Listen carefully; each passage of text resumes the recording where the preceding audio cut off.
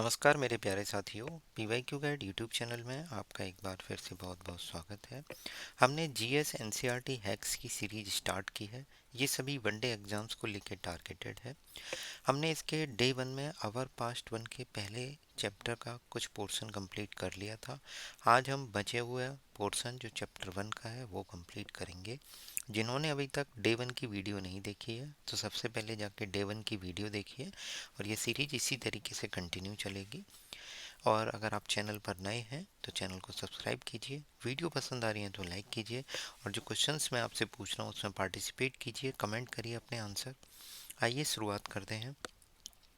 कल तक हमने इंडिया के दो नाम, इंडिया और भारत जो हमारे देश के दो नाम, उनके बारे में हमने पढ़ लिया था यहाँ तक। आज हम पढ़ेंगे finding about the past. NCERT की एक एक लाइन महत्वपूर्ण है। एनसीईआरटी सी एक एक लाइन से क्वेश्चन पूछ रहा है। मैंने पिछला यहाँ तक जो पढ़ाया था इससे रिलेटेड जो भी कंटेंट था, जो भी क्वेश्चंस प्रीवियस ईयर में पूछे गए थे डिफरेंट डिफरेंट एग्जाम्स में, वो मैंने अपने पेड टेलीग्राम चैनल पर एक ऑडियो नोट के थ्रू शेयर कर दिए थे कल। आज जो भी हम पढ़ेंगे उससे रिलेटेड जो भी क्वेश्चंस आपके एग्जाम में पूछे गए हैं या पूछे जा सकते हैं वो सभी मैं ऑडियो नोट के थ्रू अपने पेड टेलीग्राम चैनल में शेयर कर दूंगा। पेड टेलीग्राम चैनल का लिंक डिस्क्रिप्शन में दिया गया है। फॉर मोर इन्फॉर्मेशन आप कनेक्ट कर सकते हैं हमारे टेलीग्राम आईडी पर @pyqguide2024। आइए शुरुआत करते हैं। There were several ways of finding out about the past. Past के बारे में पता करने के लिए बहुत सारे तरीके हैं। जैसे किसी ने एक तरीका बताया 1:7 कि उसे खोजना चालू कर दो, और दूसरा बताया कि रीड बुक्स, किताबों को पढ़ना चालू कर दो, जो बहुत लंबे टाइम पहले लिखी गई थी। इन बुक्स को क्या बोला जाता है? Menu script. मेन्यू स्क्रिप्ट क्यों बोला जाता है? क्योंकि मेन्यू का मतलब लैटिन में होता है इंडी हैंड। इसका मतलब दे वर रिटन बाई हैंड। तो या तो किसी को बोला जाए कि पास्ट के बारे में आपको पता करना है तो वो या तो उसके बारे में खोजना चालू कर देगा या उससे रिलेटेड उस समय पे जो किताबें लिखी गई थी उनके बारे में पढ़ेगा। तो वो किताबें थी उन्हें मेन्यू स्क्रिप्ट बोला जाता था। मेन्यू स्क्रिप्ट का मतलब है जो हाथ से लिखी गई हों। मेन्यू स्क्रिप्ट एक लैटिन वर्ड मेन्यू से बना हुआ है। मेन्यू मतलब होता है हैंड।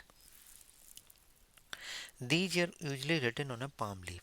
ये पाम लीफ पर लिखी जाती थी। एक सॉफ्ट सरफेस होता था, या फिर एक हिमालय में एक स्पेशली प्रिपेयर्ड बार्क ट्री था जिसे बिर्च बोला जाता था, उस पर लिखा जाता था। तो हमें पता चल गया मैन्युस्क्रिप्ट दो चीज़ों पे लिखा जाएगा, लिखी गई थी या तो पाम ट्री पे लिखी गई थी या फिर बिर्च पे। On a special prepared bark of a tree known as the birch which grows in Himalaya. Himalayan में एक ट्री, बिर्च नाम का एक ट्री है। इसकी पेड़ की जो छाल थी उससे कुछ स्पेशली प्रिपेयर्ड बार्क बनाई जाती थी, उस पर लिखा जाता था। Over the years many manuscripts were eaten away by the insect, some were destroyed and many were preserved. Many have survived and often preserved in temples and monastery. Temple और monastery में रखी गई हैं और जो सरवाइव कर रही हैं। कुछ ऐसी थी जिन्हें इंसेक्ट खा गए। ए पेज ऑफ पाम लीफ, ये लिखा है, ये आपको दिख रहा है। A page of palm leaf manuscript, the manuscript written about thousands years ago. The palm leaves were cut into the pages and tied together to make a book. To see a birch bark manuscript, turn to the page 45. हम page 45 के बारे में जो हम पढ़ेंगे तो हमें पता चल जाएगा कि एक बिर्च बार्क मैन्युस्क्रिप्ट है और ये जो दिखाई गई है ये पाम लीफ की है। इसमें जैसे स्पाइरल बाइंडिंग होती है इसी तरीके से वो इसकी बुक बना लेते थे। ठीक है। अब मैन्युस्क्रिप्ट पे पहले भी क्वेश्चन पूछे जा चुके हैं प्रीवियस ईयर में और फिर से पूछ सकता है कि मैन्युस्क्रिप्ट किस पे लिखी जाती हैं। तो आपको पता चल गया मैन्युस्क्रिप्ट लिखी जाती हैं पाम लीफ पे, और एक बिर्च नाम का जो ट्री है उससे एक स्पेशली प्रिपेयर्ड बार्क बनाई जाती है। ये बिर्च नाम का ट्री हिमालयन में उगता है। ठीक है। These books dealt with what kind of subject, जैसे रिलीजियस बिलीफ से रिलेटेड, प्रैक्टिसेस से रिलेटेड, राजाओं की लाइफ से रिलेटेड, मेडिसिन से रिलेटेड, साइंस से रिलेटेड, या फिर ये महाकाव्य, इपिक से रिलेटेड, पोइम से रिलेटेड और प्ले, ये सारी चीज़ों से डील करती हैं। Many of these words written in Sanskrit, ये किस भाषा में लिखी गई, तो संस्कृत में भी लिखी गई थी, प्राकृत लैंग्वेज में भी लिखी गई थी, आपको ध्यान रखना है। ऑर्डनरी पीपल की जो लैंग्वेज थी वो क्या थी, उस समय जो लोग रहते थे उनकी लैंग्वेज थी प्राकृत, और तमिल में भी लिखी जाती हैं, ये आपको ध्यान रखना है। SPT किसके लिए, कि मैन्युस्क्रिप्ट के लिए जो लैंग्वेज यूज होती थी वो हमें तीन बताई गई हैं, संस्कृत लैंग्वेज, प्राकृत लैंग्वेज और तमिल लैंग्वेज। अब अगर बात करें, मैन्युस्क्रिप्ट सॉफ्ट सरफेस पे लिखा जा रहा है, इसी तरीके से अगर हार्ड सरफेस पे कोई चीज़ लिखी जाएगी तो उसे बोला जाएगा इंस्क्रिप्शन। ये जनरली किस लिए यूज होता था वो आपको बताया जाएगा। Written on relatively hard surface such as stone या फिर मेटल, ठीक है। समटाइम्स या तो राजा अपने orders, king got their orders inscribed so people could see, read and obey them. राजा ने कोई ऑर्डर निकाला है कि ये चीज़ें फॉलो होनी चाहिए, तो वो उनको इंस्क्रिप्शन पर मढ़वा देता था, छपवा देता था, जिससे कि लोग उसको देखें, पढ़ें और उसको फॉलो करें। जैसे आप आजकल मोनूमेंट्स में जाते हैं तो पत्थर पर हाथ से मतलब मशीन से लिखे हुए कुछ वर्ड लिखे रहते हैं उसके बारे में। जैसे आप सांची के स्तूप गए हो तो सांची के स्तूप पे एक पत्थर का एक टुकड़ा है, उस पे लिखा हुआ है सांची के स्तूप के बारे में। इसी तरीके से राजा उस समय ऐसा करते थे। There are other kinds of inscriptions as well, where men and women, including Raja and Rani, recorded what they did.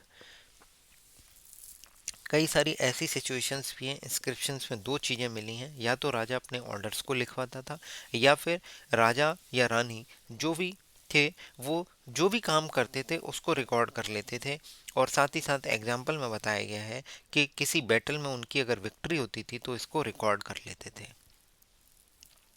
ये जो है एक कांधार का इंस्क्रिप्शन है, जो कि कांधार अभी कहाँ पे है, अफगानिस्तान में है। उसके बारे में बताया गया है कि राजा अशोक के द्वारा बनवाया गया था। उसमें देखिए क्या है, एक ओल्ड इंस्क्रिप्शन, ध्यान रखना है, वेरी इंपॉर्टेंट है।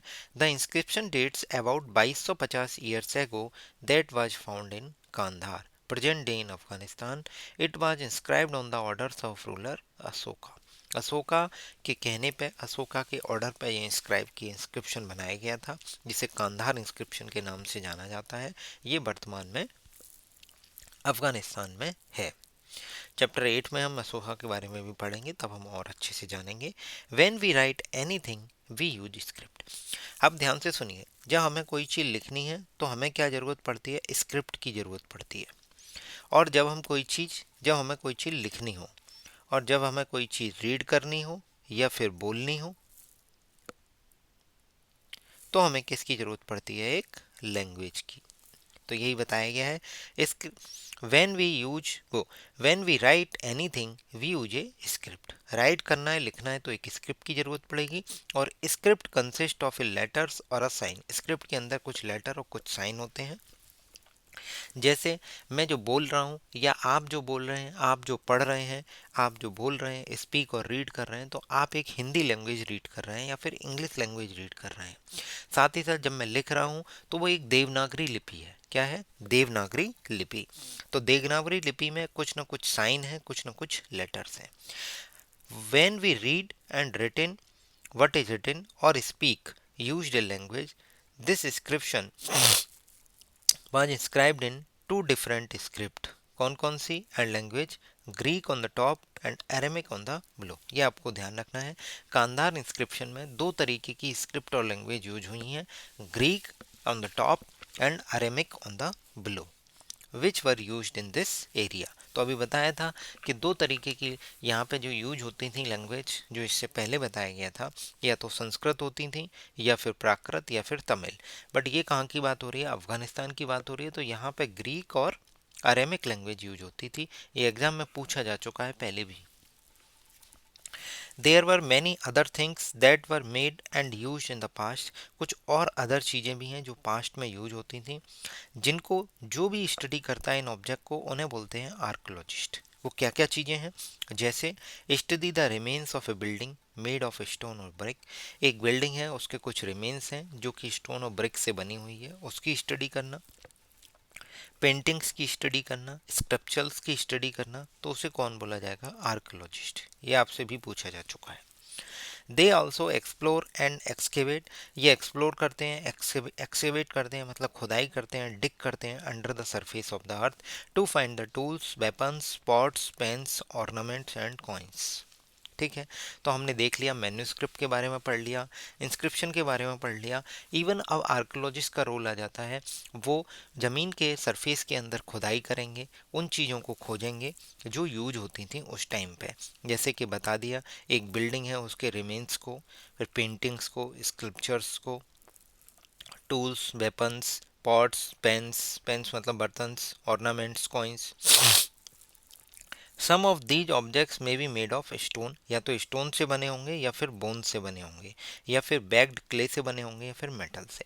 ये आपको ध्यान रखना है, चार चीज़ों से बन के बने होंगे, स्टोन है या फिर बोन्स है या फिर बैग्ड क्ले है, बैग्ड क्ले या फिर stone, no sorry metal. Objects that are made of hard and imperishable substance usually survive for a long time. जो hard imperishable substance से बने होंगे उन्हें वो ज़्यादा दिन तक जिंदा रहेंगे, उन्हें प्रिजर्व किया जा सकता है।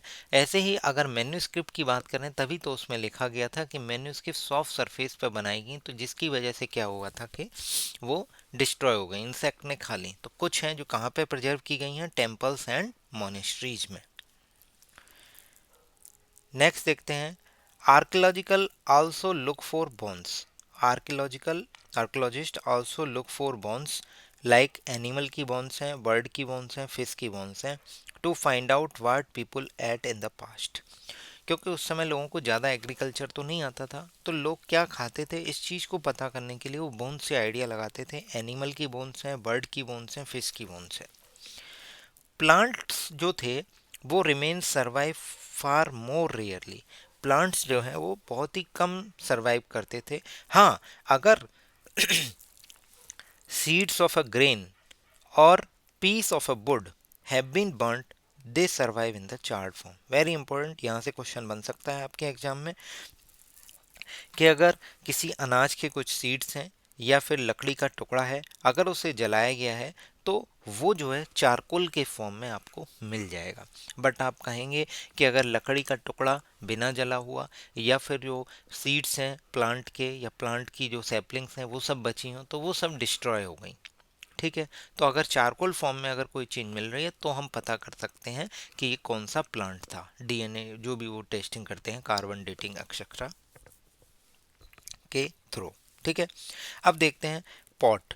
ये पॉट ओल्ड सिटी से मिला है, कितना 4700 साल पहले है। ये एक ओल्ड सिल्वर कॉइन है, ये इसका फ्रंट है, ये इसका बैक है। ये 2500 साल पहले मिला है। यहाँ पे आप देख सकते हैं बहुत सारे मड़े हुए वो हैं। ठीक है, अब देखते हैं अभी बताया गया था ना आपको कि पेन्स, पॉट्स के बारे में, कॉइन्स के बारे में, तो ये सब उन्होंने जब एक्सकेवेशन किया, एक्सप्लोर किया तो उन्हें मिले। सॉरी, हिस्टोरियंस दैट इज यानी scholars who study the past. हमने आर्कोलॉजिस्ट देख लिया कौन है, अब हिस्टोरियंस को देख रहे हैं जो पास्ट को पढ़ते हैं, जो स्कॉलर्स हैं। Often use the word source to refer to the information found from the manuscript, inscriptions and archaeology. Manuscript समझ में आ गया, इंस्क्रिप्शन समझ में आ गया, आर्कियोलॉजी भी समझ में आ गया होगा कि इन सब के अलावा जो भी चीज़ें थीं जो वो यूज करते थे उस समय, उनके बारे में पता कर रहे हैं, एक्सप्लोर कर रहे हैं, एक्सकेवेट कर रहे हैं, वो आर्कियोलॉजिस्ट हैं। तो आर्कियोलॉजी से जो इन्फॉर्मेशन मिल रही है, मैन्यूस्क्रिप्ट से जो इन्फॉर्मेशन मिल रही है, इंस्क्रिप्शन से जो इन्फॉर्मेशन मिल रही है, उनको ये बोलते थे सोर्स। कौन? Historians. Once source was found, learning about the past become an adventure as we reconstruct it bit by bit. अब यहाँ से कुछ इन्फॉर्मेशन मिली मैन्यूस्क्रिप्ट से, कुछ इंस्क्रिप्शन से मिली, कुछ आर्कोलॉजी, तो उसको कनेक्ट करते थे, रिकंस्ट्रक्ट करते थे। So the historians and archaeologist are like detectives, उन्हें डिटेक्टिव्स बोला जाता था, who use all these sources like a clue to find out about the past. जैसे कोई स्टोरी है, उस स्टोरी में कुछ चीज़ें इधर से पता चली, कुछ चीज़ें आपको मैन्यूस्क्रिप्ट से पता चली, कुछ इंस्क्रिप्शन से पता चली, कुछ आर्कोलॉजिस्ट के थ्रू पता चली। तो ये सारी चीज़ें जब पता चलती हैं तो इनको जब कनेक्ट करते हैं, एज ए डिटेक्टिव काम करते हैं, बिट बाई बिट कनेक्ट करते हैं जो भी हिस्टोरियंस होते हैं। नेक्स्ट देखेंगे अवर पास्ट और many. Did you notice title of this book our past? ये पास्ट का प्लूरल क्यों बनाया गया है, उसके पीछे कारण है। We have used the word past in the plural form to draw the attention to the fact that past was different for the different group of people. सभी डिफरेंट ग्रुप ऑफ पीपल के लिए past जो है वो different होगा। कैसे? Example कि जो अगर हर्डर्स हैं, चारवाए हैं, किसान हैं, उनका पास्ट डिफरेंट होगा राजा और रानी से।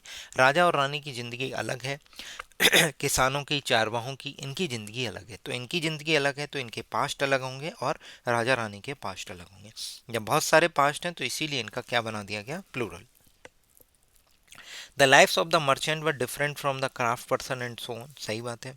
Also as it is true today, आज भी ये सत्य है, people follow different practices and customs in different parts. जब लोग डिफरेंट लोकेशन पर डिफरेंट जो है कल्चर फॉलो करेंगे, डिफरेंट प्रैक्टिस और कस्टम्स फॉलो करेंगे, तो उनके पास्ट भी डिफरेंट होंगे।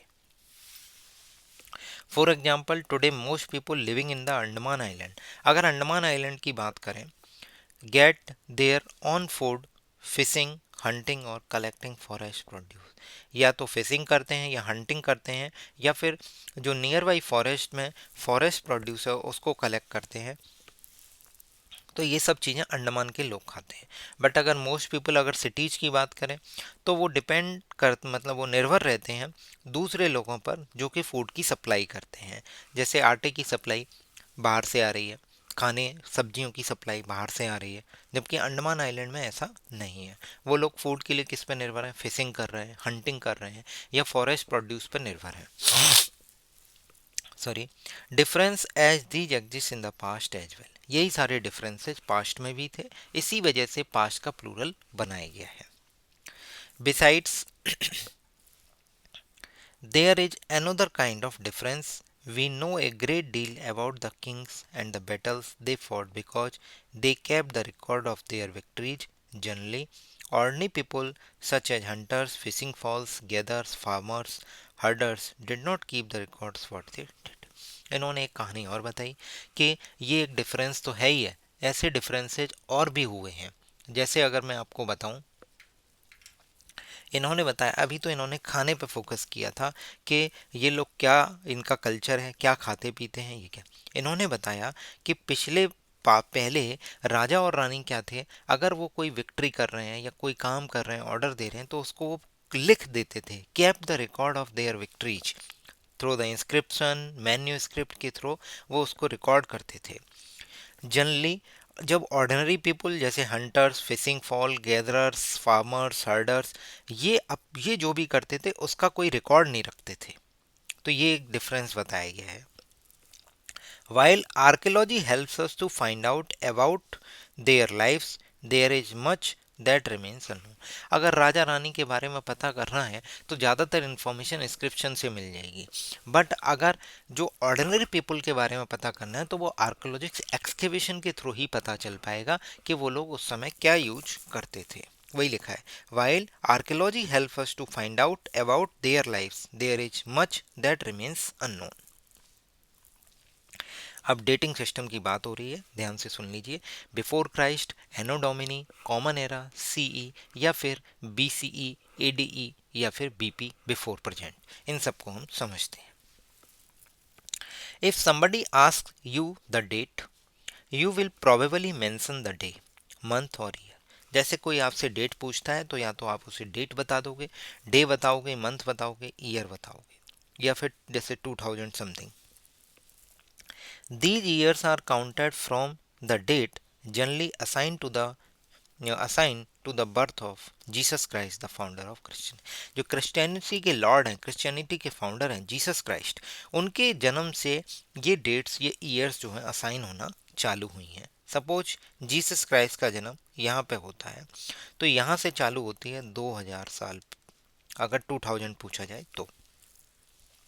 So 2000 means 2000 after the birth of Christ. All dates before the Christ are counted backward. अगर इनसे बर्थ से पहले, ये इनका बर्थ है, अगर इससे पहले काउंट होंगी तो बैकवर्ड काउंट होंगी, 1 2 3, 1 2 3। समझ में आया? ये बैकवर्ड काउंट हो रहा है, ये फॉरवर्ड काउंट है। Usually have the letters B C added on, इनके साथ दिखाने के लिए कि बैकवर्ड काउंट हो रहा है तो बी सी लगा देते थे, मतलब बिफोर क्राइस्ट, क्राइस्ट के जन्म से पहले। In this book we will refer dates going back from the present using 2000 as our starting point. यहाँ पे जो भी चीज़ लिखी गई हैं वो 2000 से पहले की लिखी गई हैं। जैसे अगर 2500 साल पहले, तो 2000 तो ये, और इससे भी पीछे चले जाओ 500 साल। तो ये हो गया, ये इस किताब में जो मेंशन किया गया है वो बताया गया है कि 2000 स्टार्टिंग पॉइंट माना गया है। नेक्स्ट देखते हैं, वेरी इंपॉर्टेंट, यहाँ से क्वेश्चन बन सकते हैं और पूछे भी गए हैं। बीसी का मतलब क्या होता है? Before Christ. एडी का मतलब होता है anno domini, meaning in the year of lord. Exact question पहले भी पूछा जा चुका है। लॉर्ड कौन? क्रिश्चियन लॉर्ड, यानी बिफोर क्राइस्ट यानी क्राइस्ट। 2012 को 2000 एडी भी लिखा जाएगा, मतलब after the 2012 years after the birth of Jesus Christ. Sometimes CE used in place of instead of AD and BCE used in place of BC। क्यों? BC की जगह जो है वो BCE यूज किया जाता है और AD की जगह CE यूज किया जाता है। क्यों? CE मतलब कॉमन एरा। कॉमन एरा क्यों है? क्योंकि हमें बताया गया है we use these terms because the Christian era, CE मतलब Christian era, is now used in most countries of the world. मतलब बहुत कॉमन हो गया है, मोस्टली कंट्रीज में यूज किया जा रहा है, तो इसे क्रिश्चियन एरा या फिर कॉमन एरा बोलेंगे, और क्रिश्चियन एरा से पहले वाले को बोलेंगे बिफोर क्रिश्चियन एरा। ठीक है, तो बिफोर कॉमन एरा बोल दो, क्रिश्चियन एरा बोल दो, एक ही बात है। जनरली आप कॉमन एरा बोलेंगे तो ज़्यादा बेहतर है। In India we began using this form of dating from about 200 years. 200 साल पहले से हम इस चीज़ को यूज कर रहे हैं। For sometimes the letter BP is used, also use BP मतलब बिफोर प्रेजेंट। ठीक है, अब इन्होंने एक इंस्क्रिप्शन के डिचिपरमेंट के बारे में बताया। डिचिपरमेंट मतलब होता है किसी लैंग्वेज को डिकोड करना। जैसे कोडिंग होती है ऐसे ही डिकोडिंग होती है। जो डिकोडिंग का प्रोसेस है किसी चीज़ को पहचानना, जैसे किसी कोड में कुछ चीज़ लिखी हुई है उसको पढ़ के बताना, उसको समझना, तो जो प्रोसेस है उसे बोलते हैं डिचिपरमेंट। इसको समझ लेते हैं। We have seen that inscription are inscribed on a hard surface. सही बात है। अगर मैं आपसे पूछूं इंस्क्रिप्शन और मैन्युस्क्रिप्ट के बीच में डिफरेंस क्या है, तो मैन्युस्क्रिप्ट पाम स्लीव पे लिखे जाते थे, या हिमालयन रीजन में एक ट्री था बिर्च, उससे एक स्पेशली जो है एक बार्क बनाई जाती थी, स्पेशली प्रिपेयर की जाती थी, उस पर लिखे जाते थे, सॉफ्ट सरफेस होते थे। इंस्क्रिप्शन पे क्या लिखा जाएगा? और अगर मैं बात करूं मैन्युस्क्रिप्ट पे, कई सारी चीज़ें सभी सब्जेक्ट से डील करते थे, जैसे रिलीजियस बिलीफ प्रैक्टिस पे, पोइम्स पे, इपिक्स पे, प्लेज पे, और भी कई सारी चीज़ें हैं। जस्ट वेट, मैं आपको बता देता हूँ कि lifes of a king, medicine, science, religious belief and practice. यही इंस्क्रिप्शन की बात करेंगे तो इंस्क्रिप्शन रिलेटिवली हार्ड सरफेस पे, स्टोन या मेटल पे लिखे जाते थे, ये आपको ध्यान रखना है। साथ ही साथ आप देख रहे होंगे इंस्क्रिप्शन पर ज़्यादातर किंग्स अपने ऑर्डर लिखते थे, ऑर्डर लिखवाते थे कि उन्होंने कोई ऑर्डर दिया है तो उसको लोग देखें, पढ़ें और उसको फॉलो करें, या फिर वो अगर किसी बैटल में जीते हैं तो अपनी विक्ट्री का वर्णन करते थे। ठीक है, यहाँ तक क्लियर है? तो ये क्वेश्चन आपसे पूछ सकता है मैन्युस्क्रिप्ट और आपसे क्या नाम है इंस्क्रिप्शन का डिफरेंस। ठीक है, there were inscribe several hundred years ago, all inscriptions contain both script and language. सही बात है, मैंने आपको बता दिया, किसी न किसी कुछ न कुछ लेटर या फिर साइन बने होंगे। ये लेटर और साइन क्या है? स्क्रिप्ट है। जब हम इसको पढ़ रहे हैं, बोल रहे हैं, रीड कर रहे हैं जो लिखा हुआ है, या फिर बोल रहे हैं जो लिखा हुआ है, तो उसके लिए हम एक लैंग्वेज का यूज कर रहे हैं। Language which were used as well as script that have change over time and time. सही बात है, समय के साथ बदल रही हैं। How do scholars understand what was inscribed? This can be done through the process of decipherment. जैसे उन्होंने कहा कि इस लेटर को हम पी बोलेंगे, तो ऐसा लेटर अब कहीं भी आएगा तो पी। जैसे इस लेटर को उन्होंने बोला आई, तो ये यहाँ पे द्वारा आया तो इन्होंने इसको क्या बोला? आई। इसी तरीके से ये लेटर आया, ऐसा सिंबल आया, ऐसा स्क्रिप्ट आई तो उसे उन्होंने बोला ओ, ऐसा साइन आया तो उन्होंने उसे बोला ओ। तो ओ जो है वो मैं जो बोल रहा हूँ वो लैंग्वेज है, और ये जो है ये आपकी एक स्क्रिप्ट है। तो मैंने आपको बताया था मैन्यूस्क्रिप्ट जो है 3 भाषाओं में लिखे गए थे। एक तो संस्कृत में लिखे गए थे, दूसरा आपको मैंने बताया था प्राकृत लैंग्वेज में जो ऑर्डिनरी पीपल की लैंग्वेज थी, और तमिल में। ऐसे इंस्क्रिप्शन में बात करेंगे तो इंस्क्रिप्शन में भी 2 स्क्रिप्ट और लैंग्वेज यूज होती थी।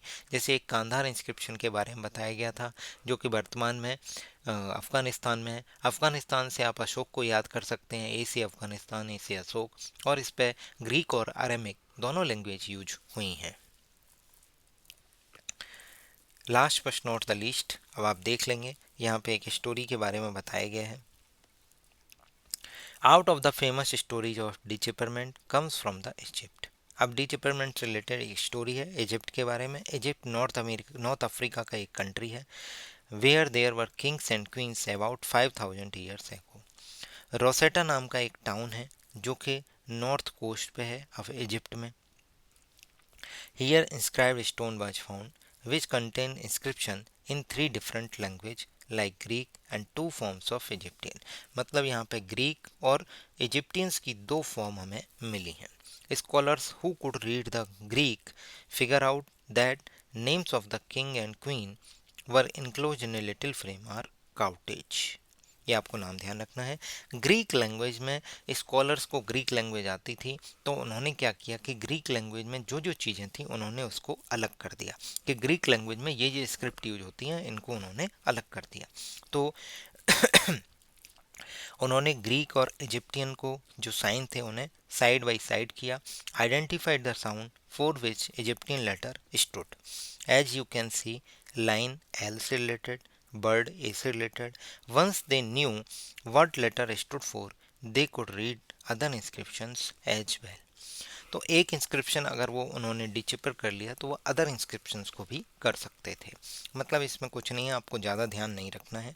एक नॉर्दर्न इजिप्ट नाम का कंट्री है जहाँ पे एक डिचिपरमेंट की स्टोरी के बारे में बताया गया है, राजा रानी का, जहाँ पे 5000 साल पहले थे। रोसेटा नाम का एक टाउन है जो कि इजिप्ट के नॉर्थ कोस्ट पे है, जहाँ पे जो इंस्क्रिप्शन मिले हैं वो 3 डिफरेंट लैंग्वेज में थे। नंबर 1 ग्रीक और इजिप्ट की 2 फॉर्म। अब देखा गया कि ग्रीक जो है वो साइंस स्कॉलर को पता थे, तो उन्होंने राजा रानी का नाम क्लियर कर दिया जो लिटिल फ्रेम में काउटेची लिखा हुआ था। फिर उन्होंने इन साइंस को सेपरेट किया, जो ग्रीक के उन्हें पता थे बचे हुए इजिप्टियन के हो गए। फिर उन्होंने उनको देना चालू किया कि ये लाइन एल से रिलेटेड, ये बर्ड ए से रिलेटेड है। ठीक है, मैं आपको एक होमवर्क दे रहा हूँ, ये आपको मुझे कमेंट करके बताना है। ये मैं बता देता हूँ, इसको मैं नाम दे देता हूँ ए बी सी और डी। अगर आपने ये सारी चीज़ें दोनों वीडियो अच्छे से देखी हैं तो आप इस क्वेश्चन को कर पाएंगे। PQRS आपको ये मैच करके बताना है कि नर्मदा वैली इन PQRS में से किससे रिलेटेड है। मगध किससे रिलेटेड है, और अगर मैं आपसे पूछूंगा गारो हिल्स किससे रिलेटेड है, इंडस और उसकी ट्राइब्यूटरीज, और गंगा वैली। आई थिंक ये ई और टी। ठीक है, ये 5 मैचिंग है, ये आपको मुझे बतानी है। क्लियर है। मैन्यूस्क्रिप्ट और इंस्क्रिप्शन का डिफरेंस मैं आपको बता चुका हूँ, बहुत ज़्यादा इम्पोर्टेंट नहीं है। और कुछ डेट्स हैं, जैसे बताया गया 8000 साल पहले एग्रीकल्चर स्टार्ट हुआ था। फर्स्ट सिटीज़ के बारे में, इंडस के बारे में 4700 ईयर्स है को पहले पता चला। Cities in the Ganga valley a big kingdom Magadh 2500 साल पहले का। प्रेजेंट के बारे में बताया गया था, प्रेजेंट कंसीडर किया है 2000, जो इन्होंने इस बुक में कंसीडर किया है। इस तरीके से मैंने कई सारे क्वेश्चंस आपको जो प्रीवियस ईयर में पूछे गए हैं वो अपने पेड टेलीग्राम बैच में शेयर कर दिए हैं। आज जो भी मैंने पढ़ाया है इससे रिलेटेड जो भी प्रीवियस ईयर क्वेश्चन होंगे वो मैं आपको टेलीग्राम पेड बैच में शेयर कर दूंगा। टेलीग्राम पेड बैच का लिंक डिस्क्रिप्शन में दिया गया है। फॉर मोर इन्फॉर्मेशन आप कनेक्ट कर सकते हैं हमारी टेलीग्राम आईडी PYQ गाइड 2024। आप देख रहे होंगे आजकल जो भी क्वेश्चंस आ रहे हैं वो एनसीईआरटी से पूछे जा रहे हैं। कई सारे क्वेश्चंस ऐसी भी हैं जो प्रीवियस ईयर से पूछे जा रहे हैं, तो दोनों चीज़ों की रिलीवेंस है। आपको ध्यान रखना है, यही आपको एग्ज़ाम क्लियर कराएंगे। जीएस की वजह से आपका सिलेक्शन अब रुकेगा नहीं, ये सीरीज ऐसे ही चलेगी। बस आप अपना प्यार दिखाते रहिए, शेयर करते रहिए, और जो क्वेश्चंस मैं आपसे पूछ रहा हूँ कमेंट करके ज़रूर बताइए। इस क्वेश्चन का आंसर मैं वेट कर रहा हूँ आपके कमेंट का। आप सभी का धन्यवाद। Keep sharing. Thank you.